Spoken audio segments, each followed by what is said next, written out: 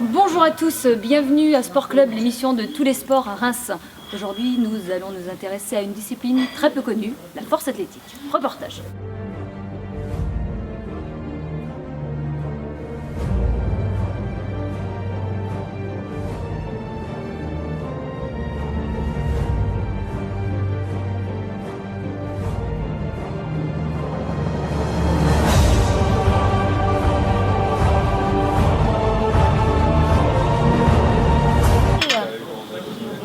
Pas mal, mais mon juju, c'est pas avec 40 kilos qu'on va aller au championnat du monde. Ouais, bon, c'est vrai, 40 kilos, j'ai essayé. On va essayer de s'améliorer un peu, et puis je vais te montrer 2-3 mouvements.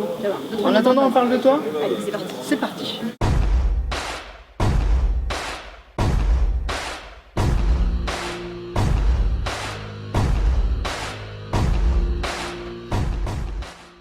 La force athlétique présente 3 mouvements, à la différence de l'haltérophilie qui présente 2 mouvements à l'arraché, l'épaulé jeté. En force athlétique, vous avez le squat, la flexion de jambe, le développé couché, qui est connu des salles de musculation, mouvement de base, et le soulevé de terre.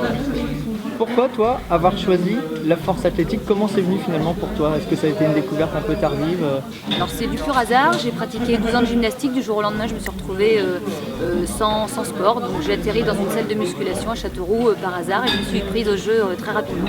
Et qu'est-ce qui t'a plu? Parce qu'on imagine, on vous voit souffrir quand vous soulevez les barres.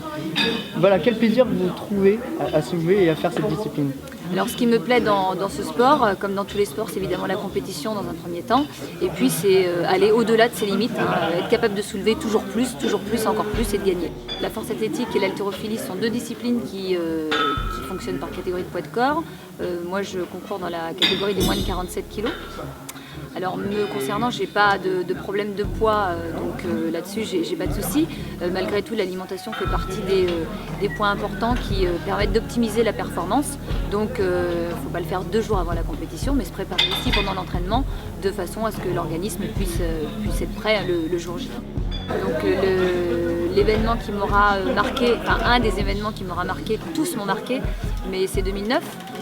Avec une médaille d'or évidemment en Inde et puis c'est tous ces voyages partagés, toutes ces émotions, parce qu'il y a eu des compétitions qui n'étaient pas forcément pas forcément extraordinaires, mais ça fait partie du jeu, ça permet de rebondir, ça permet d'avancer, et puis cette ambiance avec l'équipe, je veux dire, c'est juste formidable. Alors mes records, donc en flexion de jambes 165 kg, au développé couché 100 kg et au soulevé de terre 162 kg 500. Et donc avec un total de 425 kg. Alors la première chose, c'est la régularité dans l'entraînement, ça c'est très important. Lorsqu'on commence, le but c'est d'acquérir des mouvements corrects, une gestuelle correcte, aussi bien au squat qu'au développé couché qu'au soulevé de terre. Et puis c'est de progresser tout doucement sur les barres, de ne pas se mettre des charges importantes pour aller se blesser. Le but c'est de progresser gentiment avec l'entraîneur à côté, et puis de planifier son entraînement, d'avoir des intensités d'entraînement qui sont différentes au fur et à mesure en fonction d'une échéance. Donc ça se travaille petit à petit. Le but c'est de se forger aussi une carapace, c'est de travailler son dos, c'est de travailler tout son corps, ses jambes, ses bras, etc. Et puis travailler ses points faibles, et puis petit à petit, au fur et à mesure du temps, on progresse, et puis on devient performant, et puis on en redemande et on continue. Alors si vous voulez, suivez-moi, je vous montre les mouvements. Allez, Bénédicte, tu nous as invités à voir un petit peu comment ça se passait, les différents mouvements. C'est parti, le premier mouvement là que tu vas nous présenter, c'est lequel? Donc c'est le squat, le squat. Ou flexion de jambes. Comme alors, donc première partie. Voilà, donc les pieds placés sous la barre. Ok. Je décolle la barre, tendue, je me place, jambes tendues, je regarde devant moi, je fais une flexion complète, dos plat, dos droit. Je remonte, je verrouille mes genoux et je repose la barre. Ça paraît simple comme ça? C'est très simple. C'est très simple. C'est très très simple. Elle lui dit que c'est simple. Le danger peut-être, s'il devait y avoir une blessure, c'est quoi? C'est au niveau des genoux, des cuisses? Alors c'est surtout de garder le dos très droit. C'est très important de garder le dos droit, sinon si vous penchez, le risque c'est que la barre passe par-dessus la tête. Donc ça vous fait le coup du lapin et là c'est moins drôle. C'est moins drôle. D'où l'importance de regarder devant soi quand on fait le mouvement. Exactement, d'avoir un point fixe devant et puis de toujours d'être droit. Donc ça c'est obligatoire. Bon, très bien. Vous avez entendu le conseil. Attention à votre dos quand vous faites ce genre de discipline. Le deuxième mouvement. Deuxième mouvement, le développé couché. Allons-y. Allez, on y va. Le développé couché, deuxième mouvement, Bénédicte, bon, on voit le banc, donc c'est facile, on s'allonge. Exactement. Donc Enfin, là, c'est facile. vous vous placez. Donc le but, c'est que les fessiers, les épaules et la tête touchent le banc. Les pieds sont au sol, pieds à plat. Je décolle la barre, donc même principe. Je décolle la barre, coude verrouillé. J'amène la barre sur la poitrine. Je patiente 2 secondes, pas plus. Je redresse, coude verrouillé et je repose la barre. Là aussi, C'est très simple. là aussi, ça paraît facile quand on en fait tout le temps. Alors c'est un des mouvements qui est, on va dire, qui est le plus difficile. Alors, au niveau du verrouillage du coude, ça aussi, ça peut être dangereux, non de... Alors ça peut être dangereux parce que évidemment le risque c'est la barre qui retombe sur la poitrine. Bon, au pire des cas en championnat vous avez des Il y a barreurs, quelqu'un donc il n'y a pas de souci, on récupère la barre. Mais le but pour que le mouvement soit bien fait, soit validé par les arbitres, les coudes doivent être verrouillés, il doit y avoir un temps d'arrêt sur la poitrine et vous devez lors de la remontée de la barre avoir les coudes de nouveau verrouillés, c'est-à-dire bras tendus. Et ça, les juges, ils regardent un petit peu ça pour valider le soulevé de la barre. Vous avez 3 arbitres et si ça c'est des fautes, hein, donc c'est sanctionné.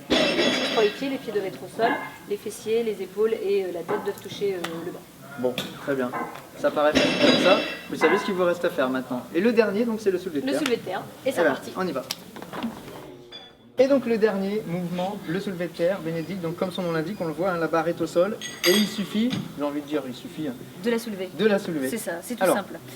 Donc là, le soulevé de terre, vous avez 2 positions possibles. La prise altéro, donc c'est-à-dire les pieds parallèles et largeur du bassin. Ou alors vous avez la prise sumo, donc moi c'est ma prise. Donc on écarte les jambes. Voilà, donc vous avez les jambes écartées où on sollicite beaucoup plus les adducteurs. Donc évidemment le bras de levier est beaucoup plus court, alors c'est très avantageux pour les petites comme moi. Et donc le but est d'y apprendre la barre. Alors une main en pronation, une main en supination. D'accord, donc on met pas les deux mains de la même façon pour soulever la barre. Non, si vous mettez les 2 mains dans le même sens, à un moment donné, comme vous allez avoir une charge qui va être très importante, la barre va rouler et vous lâchez la barre. D'accord, Ce qui est une sanction au championnat. forcément. Ok, donc bon à savoir. Donc je prends la barre, je me place, tout comme les 2 autres mouvements, dos là, et je fais glisser ma barre le long des jambes, et je verrouille mes épaules. Et j'attends le signal de l'arbitre central qui me dit poser la barre. Je raccompagne la barre sous les genoux. Et ça, c'est la chose qu'on voit pas forcément à la télévision quand on regarde une compétition. Il faut attendre que l'arbitre en face vous dise c'est bon, c'est validé, on peut relâcher. Exactement. Sinon, c'est considéré comme un essai. Malheureusement, la barre n'est pas comptabilisée sur le total. D'accord. Donc il nous faut au moins une barre de bonne sur les 3 essais du mouvement. Et comme le squat tout à l'heure, attention au dos, j'imagine que c'est là le plus grand danger, donc bien regarder devant soi et d'avoir le dos droit. Aussi, toujours. voilà, après c'est une question de technique, hein, de placement surtout. Donc il faut toujours faire attention au placement, sachant que mieux on est placé en tout cas, et plus on va soulever lourd. On a tout intérêt à rester très technique. Et la confidence que nous faisait Bénédicte tout à l'heure en préparant l'émission, c'est que c'est ton point fort, on allait dire, le soulevé de terre. C'est un de mes mouvements favoris et d'autant plus c'est mon point fort, donc c'est vrai qu'on a toujours envie de le travailler un peu plus que les autres. Bon, voilà. Sauf que les barres, c'est pas les mêmes que celles qu'on a à l'entraînement Un d'habitude. petit peu plus lourd d'habitude. Même à l'entraînement, on est à combien à peu près à l'entraînement? Alors ça dépend des périodes, ça dépend de ce qu'on prépare comme championnat, mais on monte progressivement en charge au cours des semaines. Donc un exemple, on peut monter, enfin moi je suis montée jusqu'à 150, 160 sur des répétitions de 2, de 3 répétitions, etc. Donc en fonction des échéances qu'on prépare, eh bien, les charges sont plus ou moins lourdes. Oui, facile, 150, 160. Bien. Bon, on va laisser Bénédicte s'entraîner un petit peu, continuer de s'échauffer. Nous, on va retrouver ton entraîneur, David. On va lui poser quelques questions. C'est parti. Allez.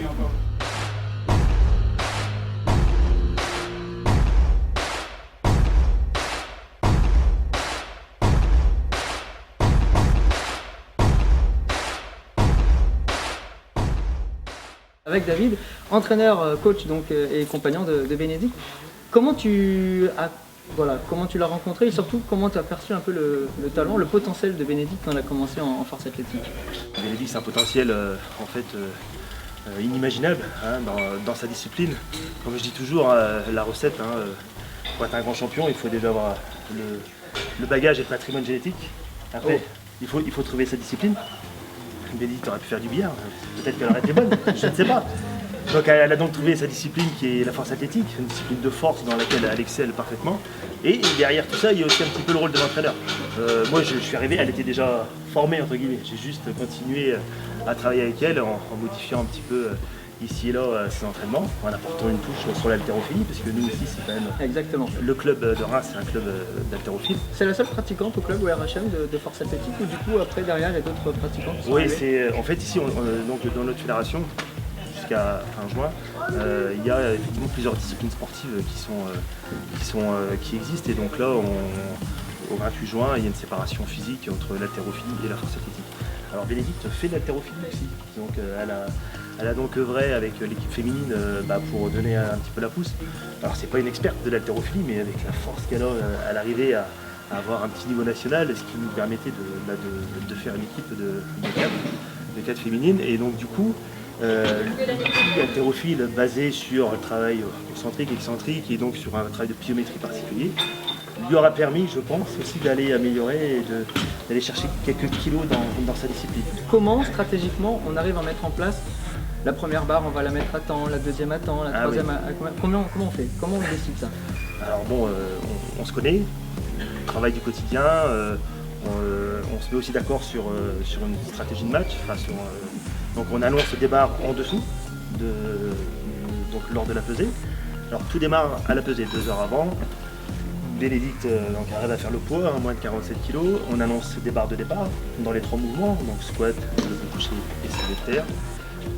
Ensuite, on s'est dit tous les deux la barre de départ à laquelle elle souhaite commencer, qui nous permettra ensuite de rebondir sur une deuxième barre et d'aller chercher une troisième qui permettra peut-être d'avoir une médaille sur la grève, mais qui sera surtout importante d'aller chercher la somme de toutes ces barres qui feront le total et qui fera le classement final. Voilà, parce qu'on peut expliquer aux gens qui nous regardent, il y a par agrès effectivement, oui, par mouvement, voilà, et il y a ensuite le total général, du tout voilà, qui fait un classement général. Dernière question, David, si tu avais un rêve, c'est de l'emmener où, Bénédicte? Est-ce qu'il y avait un titre mondial, quelque chose que tu attends là? Ce serait plutôt l'avoir participé à une discipline olympique, voilà, plutôt aller surfer sur le rêve olympique, qui est à mon avis quelque chose de très particulier pour un sportif. Sa discipline est inscrite aux Jeux mondiaux, donc c'est aussi tous les 4 ans, c'est aussi sous l'égide du CIO. Ça n'a pas du tout le même impact mondial, c'est les sports non olympiques, alors il y en a énormément. Et donc du coup on ne rentre pas dans cette élite particulière où vraiment on est sur le toit du monde. C'est une autre ambiance, c'est une autre atmosphère. Tout à fait, ouais. Et je pense qu'elle aurait les capacités dans d'autres disciplines d'aller justement surfer sur ces cimes olympiques. À suivre, évidemment. Merci beaucoup David, je te remercie beaucoup. Je vais te laisser continuer de t'entraîner un petit peu. Récupération active après l'entraînement. C'est très important. Nous, on va arrêter tout de suite l'entraînement. On va la retrouver, Bénédicte, tout de suite pour faire un point justement sur cette saison. Tu parlais des championnats d'Europe, il y avait les championnats du monde il y a quelques jours. C'est le moment d'aller en parler avec elle. C'est parti. Bénédicte, on arrive en fin d'interview. Je te remercie de nous avoir ouvert les portes. C'est moi qui vous remercie. Voilà, on a été très heureux de découvrir cette discipline. Évidemment, tout cet entraînement, il n'est pas fait pour rien. Tu as des échéances là encore à venir? Donc là, la saison est terminée. Les championnats du monde en Finlande sont terminés depuis quelques jours. Donc là, pour moi, la saison 2015 se termine et reprendra en mai 2016 avec les championnats d'Europe. Bon, on va revenir alors un petit peu parce que tu étais au championnat du monde en Finlande il y a quelques semaines, au championnat d'Europe il y a quelques mois. C'est ça. Vice-championne d'Europe, 7e au championnat du monde. Quel bilan tu tires de ces deux échéances? C'était une très bonne saison, un championnat d'Europe sans faute, avec des barres qui étaient prévues. Et puis un championnat du monde, et malgré tout, qui était très relevé, avec une rivalité chinoise et japonaise très très importante, avec des Biélorusses aussi, des performances au-delà de ce que je suis capable de faire. Donc bon, je ne pouvais pas faire mieux. Donc je suis ravie de ces championnats du monde, et donc la saison, pour moi, s'est très bien passée. Tu l'as dit, c'est déjà une superbe saison pour toi, une saison qui a été récompensée par vous, les gens qui nous regardaient, auditeurs de RJR et internautes sur Sport Club, puisque tu faisais partie des 10 athlètes rémois nominés pour le trophée Sport Club athlète de l'année. Et donc il se trouve que vous l'avez élu athlète Sport Club. Alors du coup on a pour toi le petit trophée, il est là, il est ici avec nous, et donc Bénédicte qui te revient. Tu es la toute première Merci. athlète Sport Club de l'année. C'est très très sympa, et j'en profite pour remercier tous ceux qui ont voté pour moi pour ce challenge. Un grand merci. Donc en attendant le prochain challenge de l'année prochaine, oui, parce un grand que du coup, c'est un titre à défendre, hein, de plus. Et je décerne ce trophée aussi à à tous ceux les hommes, les femmes, les sportifs, les non-sportifs qui ont voté pour moi, un grand merci à vous. Voilà, l'occasion de saluer aussi tous les gens du RHM, le club, le Reims Haltérophilie Musculation, qui s'est beaucoup mobilisé pour ce titre. On remercie évidemment tous les internautes qui ont voté, parce qu'il n'y a pas évidemment que les proches de l'haltérophilie ou de la force athlétique qui ont voté. C'est une vraie reconnaissance. On a eu énormément de votes, donc on vous remercie énormément. Donc voilà, on se retrouve dans un an peut-être pour défendre ton titre. Et évidemment, grosse pression. Le but c'est de gagner. On arrive Bénédicte en fin d'interview. On se retrouvera très bientôt pour un nouveau. Par contre, on a toujours un petit défi à remplir en fin de reportage. Alors puisqu'on est sur une discipline athlétique, on doit terminer par un bras de fer par Mais volontiers, donc il faut que je m'y colle. Mais volontiers, allons-y tout de suite. C'est parti, le défi, c'est parti. Ça y est, c'est parti. J'ai déjà un petit peu de mal, ça fait que quelques secondes. Je crois qu'on va finir là ce reportage. On se retrouve dans quelques semaines peut-être pour un nouveau reportage de Sport Club. En attendant, je vous dis à très bientôt. Ciao, ciao. Coupé.